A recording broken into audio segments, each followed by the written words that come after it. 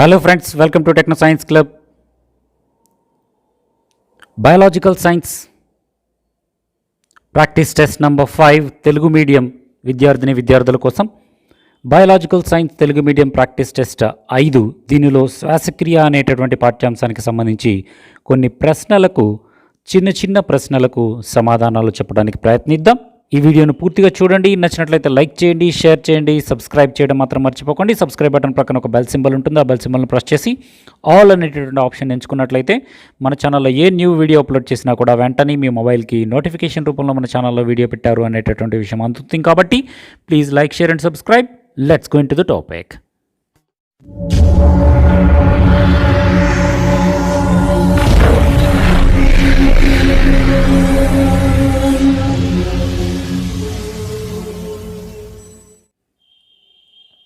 Welcome back friends, welcome back to Techno Science Club, welcome back to biological science జీవశాస్త్రము practice test number 5 Telugu medium విద్యార్థులకు శ్వాసక్రియ అనే పాఠ్యాంశానికి సంబంధించి చిన్న ప్రశ్నలకు సమాధానాలను చేయడానికి ప్రయత్నిద్దాం. ఈ ప్రశ్నలలోనే చాలా బిట్స్ ఇమిడి ఉంటాయి.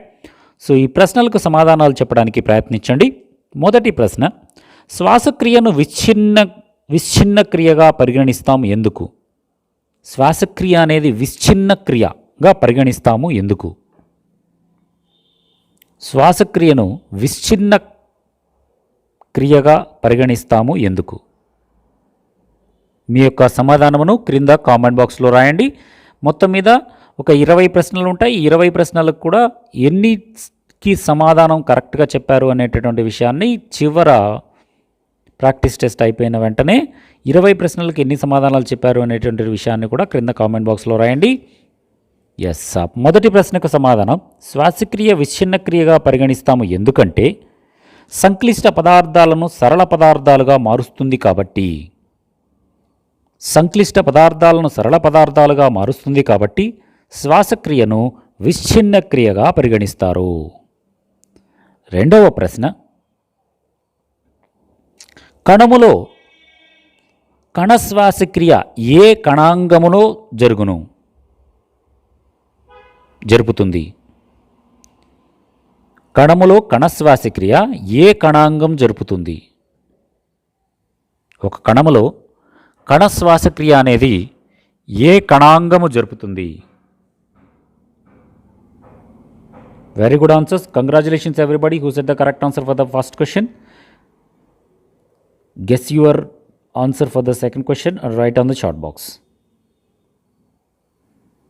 కణములో కణశ్వాసక్రియ జరిపేటటువంటి కణాంగము మైటోకాండ్రియా. మైటోకాండ్రియా అనబడేటటువంటి కణాంగము కణశ్వాసక్రియను జరుపుతుంది. Yes, very good answers guys. Keep going, keep guessing. Thank you for the participation all of you. మైటోకాండ్రియాలో కణశ్వాసక్రియ జరుగుతుంది. మూడవ ప్రశ్న, శ్వాసక్రియను ప్రభావితం చేసేటటువంటి 2 కారకాలను తెలపండి. శ్వాసక్రియను ప్రభావితం చేసేటటువంటి 2 కారకాలను తెలపండి. శ్వాసక్రియను ప్రభావితం చేసేటటువంటి 2 కారకాలు. Yes, very good answers. Keep going, keep guessing. Guess your answers and write on the chat box. Very good answers guys. Keep going, keep guessing guys. ప్రతి ప్రశ్నకి కూడా 10 సెకండ్ల పాటు టైం ఇవ్వడం జరుగుతుంది. ఆ 10 సెకండ్లలో మీరు ఆన్సర్ గెస్ చేసి క్రింద కామెంట్ బాక్స్లో రాయవలసి వస్తుంది. Yes, very good. శ్వాసక్రియను ప్రభావితం చేసేటటువంటి 2 కారకాలు ఏంటయ్యా అంటే ఉష్ణోగ్రత, గాలిలో తేమ మరియు కాంతి తీవ్రత. 3 కారకాలు చెప్పాము ఆల్రెడీ. 2 చెప్పమన్నారు అయినా సరే 3 కారకాలు. శ్వాసక్రియను ప్రభావితం చేసేటటువంటి కారకాలు ఉష్ణోగ్రత, గాలిలోని తేమ, కాంతి తీవ్రత. ఈ 3 కూడా శ్వాసక్రియను ప్రభావితం చేస్తాయి. అదేవిధంగా తదుపరి ప్రశ్న, రాత్రి వేళలలో కిరణజన్య సంయోగక్రియ కంటే శ్వాసక్రియ రేటు ఎక్కువగా ఉంటుంది ఎందువల్ల? రాత్రి వేళల్లో కిరణజన్య సంయోగక్రియ కంటే శ్వాసక్రియ రేటు ఎక్కువగా జరుగుతుంది. కిరణజన్య సంయోగక్రియ జరగాలంటే సూర్యరశ్మి ఉండాలి కదా, రాత్రిపూట సూర్యరశ్మి ఉండదు కదా. కాబట్టి కిరణజన్య సంయోగక్రియ కంటే శ్వాసక్రియ అంటే కార్బన్ డైఆక్సైడ్ని పీల్చుకోవడం, ఆక్సిజన్ను వదలడం, బాష్పోత్సేకము ఇలాంటివన్నీ కూడా ఎక్కువగా జరుగుతూ ఉంటాయి రాత్రిపూట. ఎందువల్ల అని అడుగుతున్నారు. కారణం ఏంటి? Yes, very good, very good, very good answers. Congratulations everybody who set the correct answers for the first, second, third questions. Yes, 4వ ప్రశ్నకు సమాధానం వచ్చేటప్పటికి సూర్యకాంతి రాత్రి వేళల్లో ఉండకపోవడం, ఇందాక చెప్పినటువంటి సమాధానం. సూర్యకాంతి రాత్రి వేళల్లో ఉండకపోవడం వల్ల కిరణజన్య సంయోగ క్రియ తగ్గిపోతుంది. 5వ ప్రశ్న గమనించినట్లయితే లెంట్ సెల్స్ యొక్క ఉపయోగం ఏమిటి? లెంటిసెల్స్ యొక్క ఉపయోగం ఏమిటి?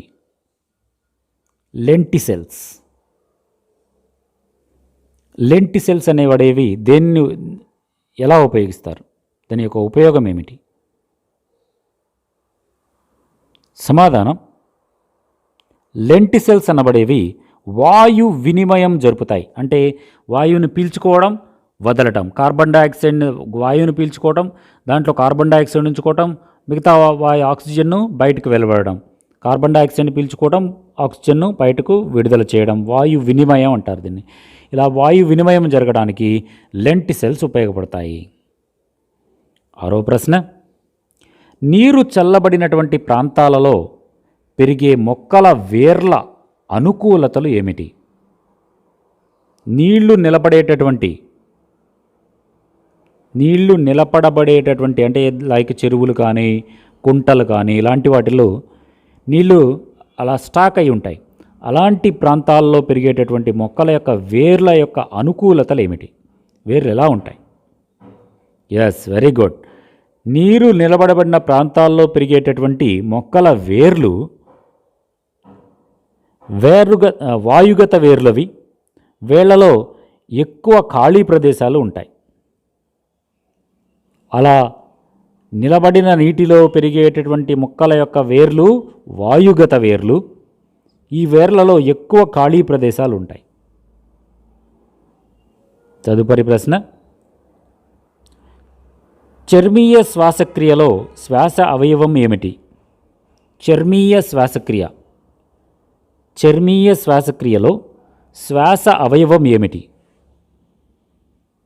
చర్మీయ శ్వాసక్రియలో శ్వాస అవయవం ఏమిటి? Yes, very good, very good.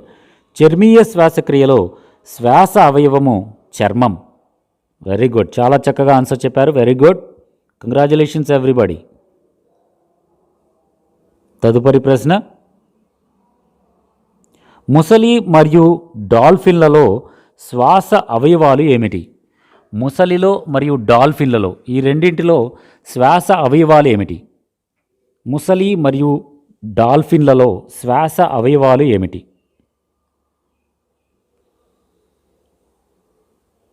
Very good, very good. Keep going, keep guessing. అందరూ కూడా ప్రతి ప్రశ్నకు కూడా సమాధానం గెస్ చేసి క్రింద కామెంట్ బాక్స్లో రాయండి తప్పకుండా. Very good, very good answers guys. Keep going, keep guessing. సమాధానం, మొసలి మరియు డాల్ఫిన్లలో ఊపిరితిత్తులు ఉంటాయి. ఎందుకంటే డాల్ఫిన్లు బయటకు వచ్చి గాలిని పీల్చుకుంటూ ఉంటాయి, నీటి లోపల కూడా పీల్చుకుంటాయి. మొసళ్ళు కూడా నీటి లోపల వాళ్ళ ముక్కు మాత్రం నీళ్ల పైనే ఉంటుంది మొసలికి, కాబట్టి వాటికి ఊపిరితిత్తులు ఉంటాయి. 9వ ప్రశ్న, ఏ రకమైన శ్వాసక్రియలో గాలి నేరుగా కణజాలాలలో కణాలను చేరుతుంది? ఏ రకమైన శ్వాసక్రియలో గాలి నేరుగా కణజాలాలలోని కణాలకు చేరుతుంది? కణజాలాలలోని కణాలకు చేరుతుంది. ఏ రకమైన శ్వాసక్రియలో గాలి నేరుగా కణజాలాలలోని కణాలకు చేరుతుంది? సమాధానం, వాయునాళ శ్వాసక్రియ.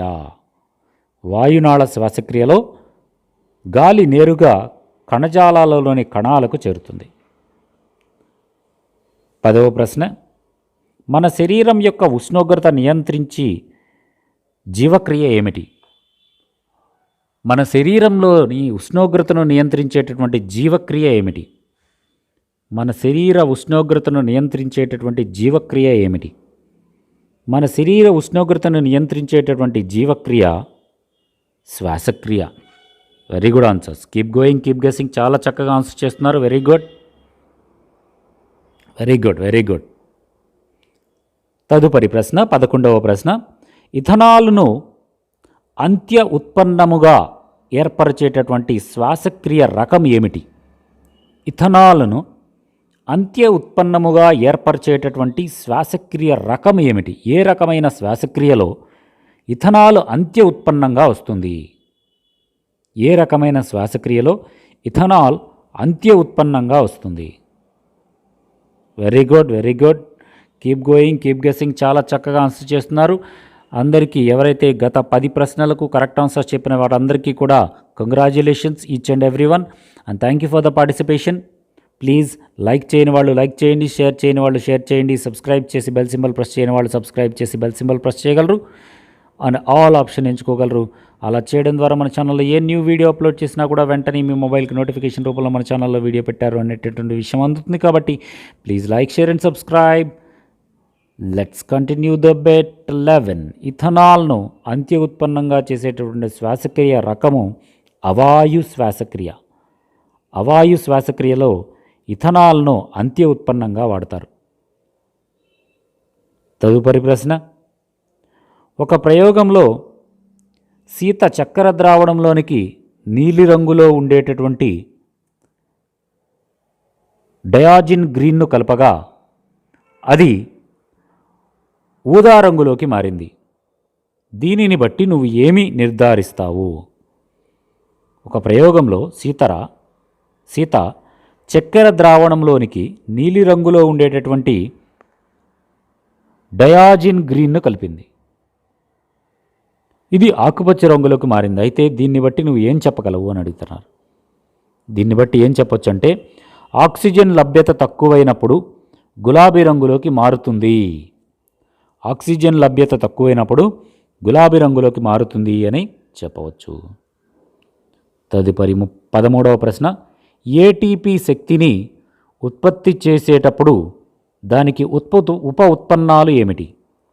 ఏటీపీ శక్తిని ఉత్పత్తి చేసేటప్పుడు దాని ఉప ఉత్పన్నాలు ఏమిటి? ఏటీపీ శక్తిని ఉత్పత్తి చేసేటప్పుడు దాని ఉప ఉత్పన్నాలు ఏమిటి? సమాధానం ఏడీపీ మరియు ఫాస్ఫేట్. ఏడీపీ మరియు ఫాస్ఫేట్లు అనేవి ఉప ఉత్పన్నాలుగా వస్తాయి. తదుపరి ప్రశ్న 14వది. మైటోకాండ్రియా యొక్క ఏ త్వచం ముడతలు లేకుండా నున్నగా ఉంటుంది. మైటోకాండ్రియా యొక్క ఏ త్వచం ముడతలు లేకుండా నున్నగా ఉంటుంది? మైటోకాండ్రియా యొక్క బాహ్య త్వచం. Very good answers. Keep going, keep guessing. Congratulations each and every one who said the correct answers for the previous questions. Mitochondria యొక్క బాహ్య త్వచము ముడతలు లేకుండా నునుపుగా ఉంటుంది. 15వ ప్రశ్న. గ్లూకోజ్ ఆక్సీకరణము 2 దశల్లో జరుగుతుంది. మొదటి దశలో ఏర్పడేటటువంటి పదార్థం ఏమిటి? గ్లూకోజ్ ఆక్సీకరణము 2 దశలలో జరుగుతుంది. మొదటి దశలో ఏర్పడే పదార్థం ఏమిటి? గ్లూకోజ్ ఆక్సీకరణము 2 దశలలో జరుగుతుంది. మొదటి దశలో ఏర్పడేటటువంటి పదార్థం ఏమిటి?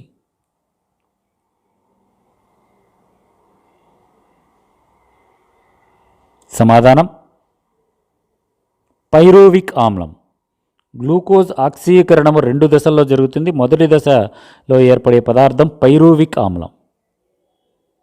తదుపరి ప్రశ్న. ఒక ఏటీపీ అణువు నుండి ఎంత శక్తి వెలువడుతుంది? ఆల్రెడీ సమాధానం కూడా అక్కడే ఉంది. Sorry guys. 7200 క్యాలరీల శక్తి విడుదలవుతుంది. తదుపరి ప్రశ్న. నన్ను కణశక్తి ఉత్పత్తి కేంద్రము అంటారు. శ్వాసక్రియలో ఎన్నవ దశలో జరుగుతుంది? ఎన్నవ దశ నాలో జరుగుతుంది. దాన్ని ఏమంటారంట? కణశక్తి ఉత్పత్తి కేంద్రము అంటారంట. అయితే ఆ కణశక్తి ఉత్పత్తి కేంద్రంలో శ్వాసక్రియలో ఎన్నవది దశ నాలో జరుగుతుంది అని అడుగుతుంది. కణశక్తి ఉత్పత్తి కేంద్రంలో శ్వాసక్రియలోని ఎన్నవ దశ జరుగుతుంది? సమాధానం మైటోకాండ్రియా రెండవ దశలో అంటే క్రిబ్స్ వలయంలో జరుగుతుంది. మైటోకాండ్రియాను కణశక్తి ఉత్పత్తి కేంద్రము అంటారు.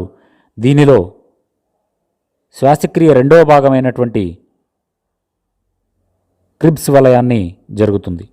18వ ప్రశ్న, Hb+O2 gives rise to HbO2. ఈ సమీకరణంలో వ్యతిరేక ప్రక్రియలను సమీకరణంగా వ్రాసి అది ఎక్కడ జరిగిందో తెలపండి. సమాధానం HbO2 gives rise to Hb+O2 కణాలలో జరుగుతుంది. 19వ ప్రశ్న, మొత్తం 25 ప్రశ్నలు ఉన్నాయండి. 19వ ప్రశ్న, ఊపిరితిత్తుల యొక్క నిర్మాణాత్మక క్రియాత్మక ప్రమాణం ఏమిటి? ఊపిరితిత్తుల యొక్క నిర్మాణాత్మక క్రియాత్మక ప్రమాణం ఏమిటి? ఊపిరితిత్తుల యొక్క నిర్మాణాత్మక క్రియాత్మక ప్రమాణము ఏమిటి? ఊపిరితిత్తుల యొక్క నిర్మాణాత్మక క్రియాత్మక ప్రమాణము వాయుగోణులు. వాయుగోణులు. 20వ ప్రశ్న, దీనిని ఛాతీ కుహరం యొక్క నేలగా పరిగణిస్తారు. దేనిని ఛాతీ కుహరం యొక్క నేలగా పరిగణిస్తారు? ఛాతీ కుహరం యొక్క నేలగా పరిగణించబడేవి డయాఫ్రమ్ విభాజక పటలమును ఛాతీ కుహరం యొక్క నేలగా పరిగణిస్తారు. డయాఫ్రమ్ లేదా విభాజక పటలం. తదుపరి ప్రశ్న, మన ఆహారం తింటున్నప్పుడు స్వరపేటికను కప్పి ఉండేటటువంటి నిర్మాణం ఏది? మనం ఆహారం తింటూ ఉంటే ఆ మెతుకులు స్వరపేటికలోకి వెళ్లకుండా ఒక పొర కప్పి ఉంచుతుంది. ఆ పొర పేరేమిటి? మనం ఆహారం తినేటప్పుడు స్వరపేటికను కప్పి ఉంచేటటువంటి నిర్మాణం ఏమిటి? అదే ఉపజిహ్విక అంటారు. మన శరీరంలో ఆహారం తింటున్నప్పుడు స్వరపేటిక కప్పి ఉంచు నిర్మాణం ఏమిటి అంటే ఉపజిహ్విక. 22వ ప్రశ్న, ఖర్చయ్యే వాయువు బొగ్గు పులుసు వాయువు అని ఏ వాయువులను అంటారు?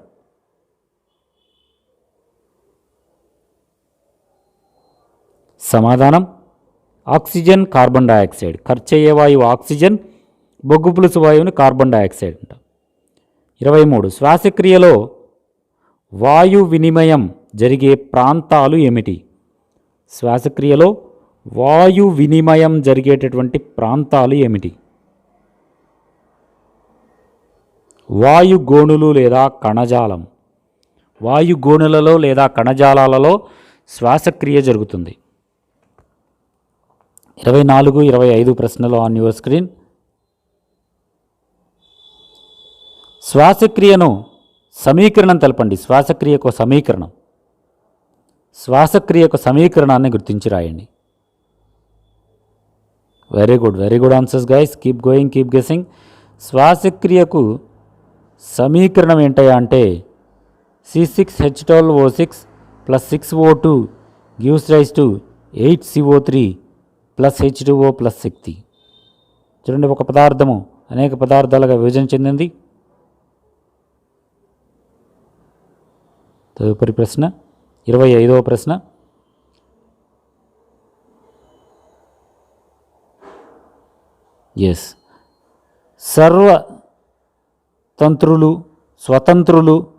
స్వరతంత్రులు శ్వాస వ్యవస్థలో ఏ భాగంలో ఉంటాయి? స్వరతంత్రులు అనేవి శ్వాస వ్యవస్థలో ఏ భాగంలో ఉంటాయా అంటే సమాధానం వచ్చేటప్పటికి స్వరపేటికలో ఉంటాయి. స్వరతంత్రులు అనేవి శ్వాస వ్యవస్థలో స్వరపేటికలో ఉంటాయి. ఇవండి ఒక 25 ప్రశ్నలు ఈరోజు మనం చెప్పుకున్నటువంటి biological science practice test number 5 Telugu medium విద్యార్థులకు శ్వాస వ్యవస్థ అనేటటువంటి పాఠ్యాంశంలో ఒక 20 ప్రశ్నలను ఈరోజు మనం నేర్చుకోవడం జరిగింది. ఈ వీడియో మీకు ఉపయోగపడినట్లయితే, నచ్చినట్లయితే లైక్ చేయండి, షేర్ చేయండి, సబ్స్క్రైబ్ చేయడం మాత్రం మర్చిపోకండి. Thank you for participating, thank you for liking, thank you for sharing, thank you for subscribing.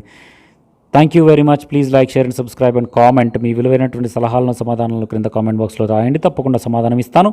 Please like, share and subscribe. Thank you for watching. జై హింద్, వందే మాతరం.